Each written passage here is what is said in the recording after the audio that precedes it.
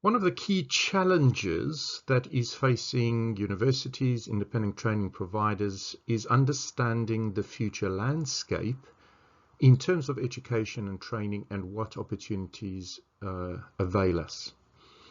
It's challenging, and I thought putting this together might give some ideas on where we're at and where we're possibly going as a bit of a thought process, a catalyst to ideas and thinking. Particularly want to focus on those 22 years and older. We know that there's just been a recent change in levy funding apprenticeships for level 7 postgraduate studies, which includes only 18 to 21-year-olds. And in most cases, as will be shown in a minute, this excludes anybody who is a maturer learner from levy-funded training. This is being recorded on the 24th of June 2025, and particularly focusing on what options do business schools in universities have in terms of future training and development, particularly in terms of apprenticeships and educational courses.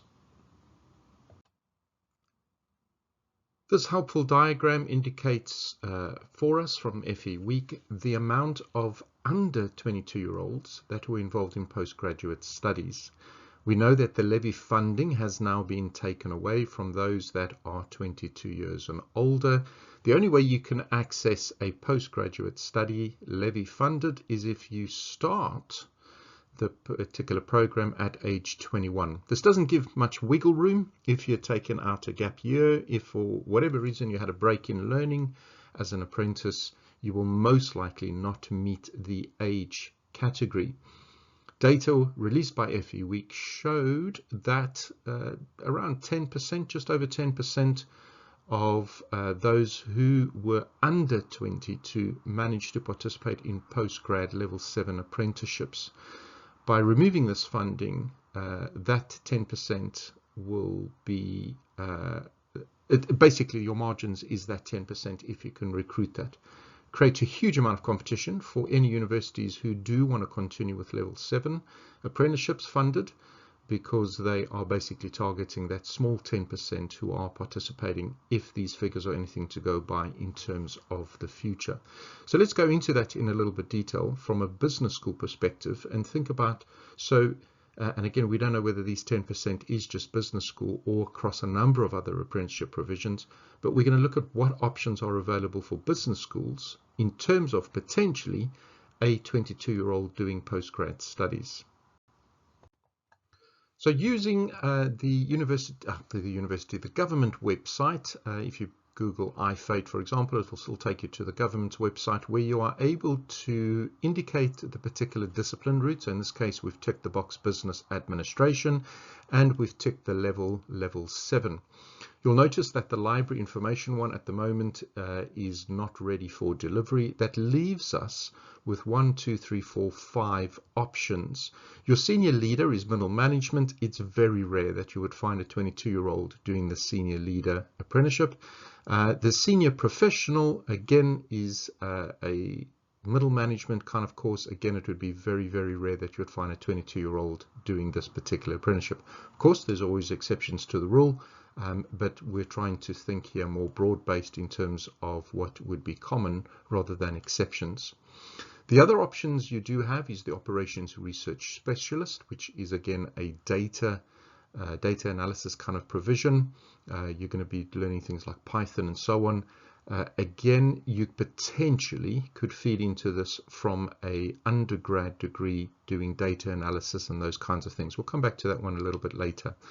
The only other two that are the most viable opportunities, one is what was called the green economy, so sustainability business specialist, and the other one is systems thinking practitioner, which has very, very close links with operations research specialist, thinking about problem-based learning, and again, these kinds of approaches. From my perspective, I don't think this gives business and administration courses much opportunity to continue to invest in level 7 apprenticeships. You'd need to look at other avenues and or invest at lower levels. Recording this on the 24th of June, there are already loads of moving parts.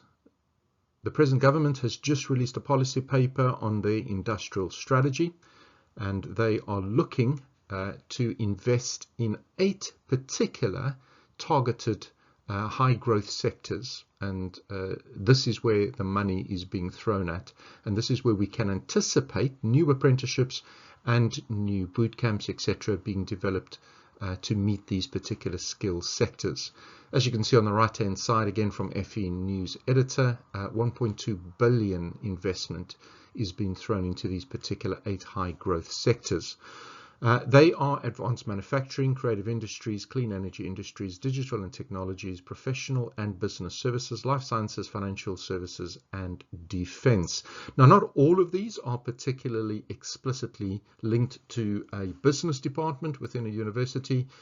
There could be some overlap in the creative industries. There could be some overlap in clean energy industries. There, of course, could be some overlap in digital and technology, such as systems thinking and the operations research specialist. Of course, professional and business services is the most blatant and explicit link.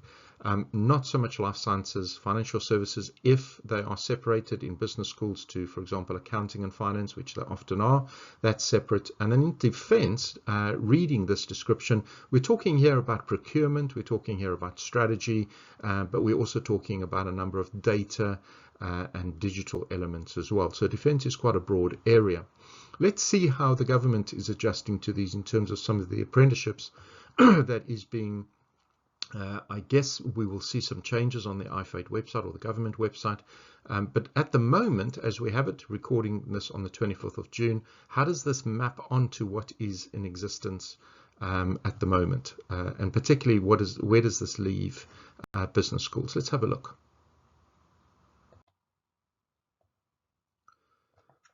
So here we have ticked, again, the Roots Business Administration. We've ticked level 6. If level 7 may not necessarily provide us with opportunities as educational institutions to invest in postgrad apprenticeships, particularly in terms of that funding, what do we have at a degree level at level 6? And I'll explain a little bit later why I'm focusing on level 6 and not 4, 5.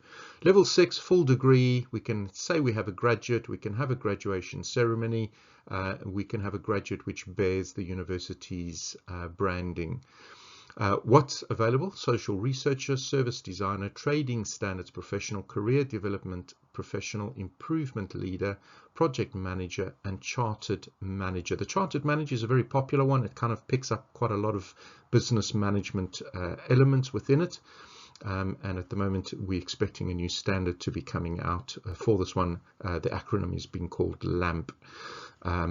If we look at these various industries, there is some overlap with the creative industries, for example, in terms of trading standards professional, cleaning energy industries, again, trading standards professional, digital technologies. Again, here we could be looking at a service designer, we could be looking at a project manager, we could potentially be looking at the chartered manager, but again, the explicit professional business services would tend to lean more towards the chartered manager. Let's carry on and look at how these 8 high business areas or high industry areas map onto what is being offered in terms of routes on the government website. Right, so here we have, here on the left hand side, we have the 8 high industry areas. On the right hand side, we have the various routes. Now, it's interesting that I couldn't. Please, I'm not trying to present this as the be-all and end-all. Feel free to disagree with me. But I could not find any route that mapped neatly onto clean energy industries. I think there is implicitly areas where this could be done. So, for example, in terms of business and administration, you will have, for example, corporate social responsibility, sustainability. These kind of things would come out in a business and administration route. But there wasn't a particular identifiable route, seeing that this is a clear focus, that I could pick up here in terms of the routes that are being offered at the moment on the apprenticeship government routes.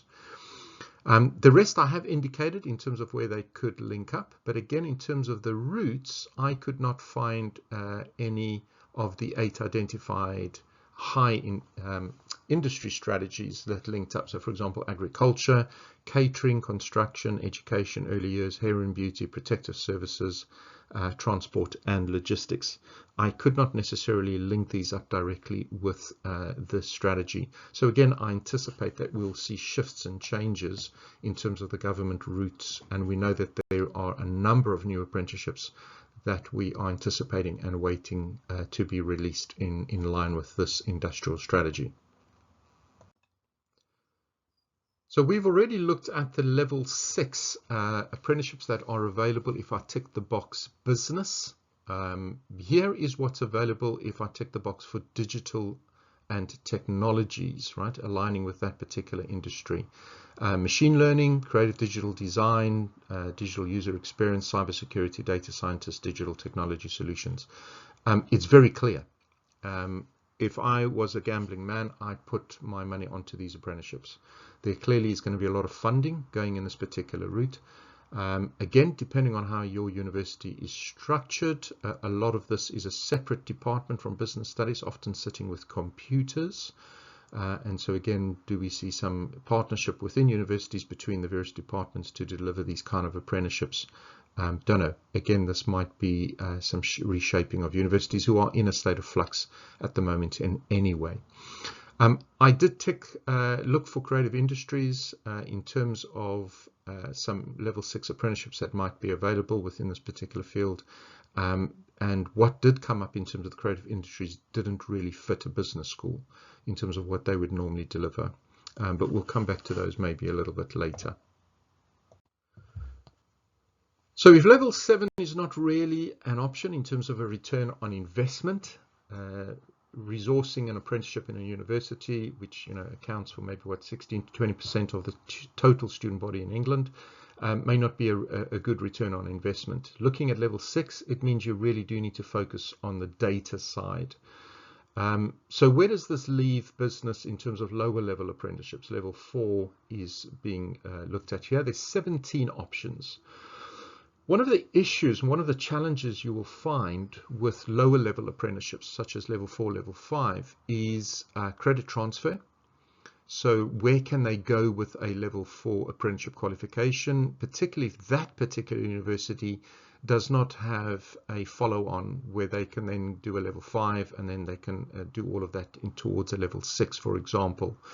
Which means you're training a level 4 only to feed that into another university's program who may have a level 5 and 6. The challenge here is that in my opinion, providing a level 4 and level 5 apprenticeships at university level, again, bearing in mind the resources that need to be made available to deliver these effectively, you would need to have a pipeline that feeds level 4 into level 5 into level 6.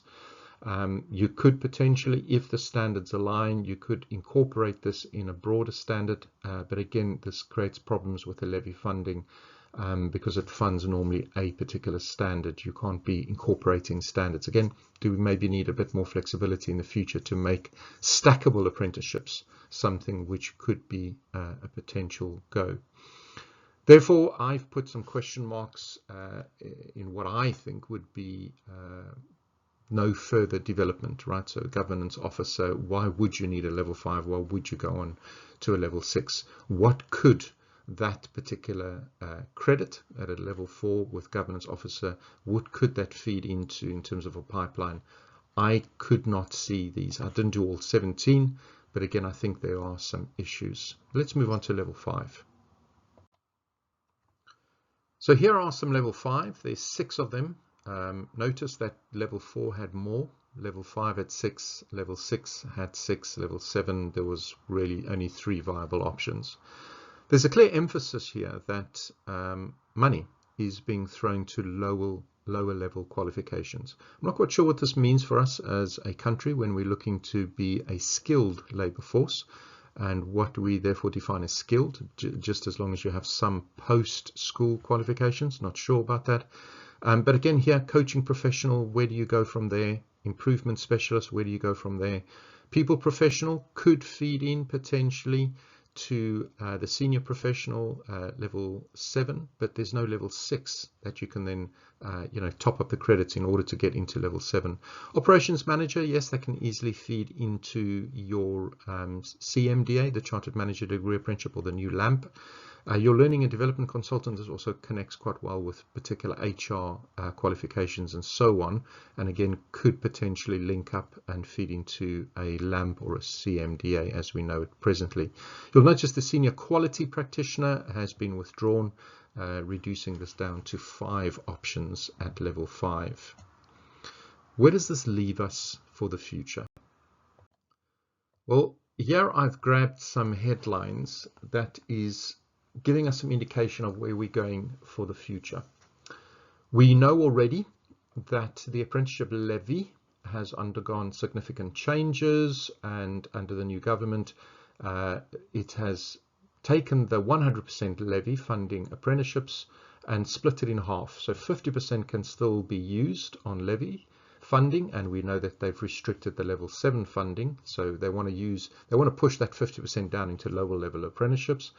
And then the other 50% can be used for skill development, such as skill boots, skill boot camps, and so on. Of course, there is also changes coming on the lifelong learning entitlement, and there's a description down at the bottom.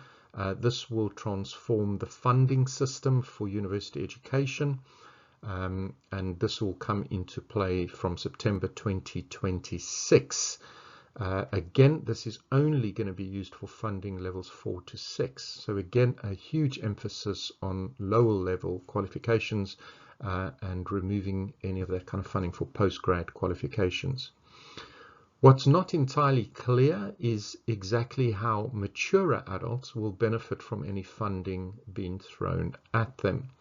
At the moment, a lot of that is being funded by the skills boots camps, but we have not received very good outcomes from this. Independent training providers, as well as other consultancy companies who have been engaged in skills boots camps, the success has been a little bit touch and go. Those who have been successful, it's been great, but those who have not been successful has had huge financial losses. And of course, those who are participating has also been influenced by this.